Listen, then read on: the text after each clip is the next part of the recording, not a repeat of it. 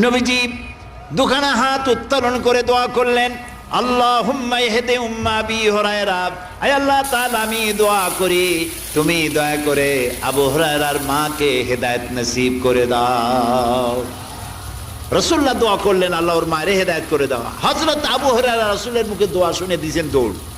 পিছন থেকে সাহাবীরা মনে করলেন আবু হুরায়রা দৌড়ায় কেন, জামা টেনে ধরছে পিছন থেকে। জিজ্ঞেস করলে আবু হুরায়রা দৌড়চ্ছ কেন, কোনো বিপদ হয়েছে নাকি? কয় না, কোনো বিপদ হয় নাই, আমাকে ছেড়ে দাও।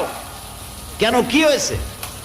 হযরত আবু হুরায়রা বলেন, সাহাবীরা আমাকে ছাড়ো, আমি দৌড়াইয়া বাড়ি গিয়ে দেখতে চাই। আমি আগে দৌড়াইয়া বাড়ি পৌঁছলাম, নাবি বাড়ি পৌঁছবার আগে আল্লাহ নবীর দোয়া আমার বাড়ি পৌঁছায়। সেই দুইটা জিনিসের কোনটা আমি দেখতে চাই।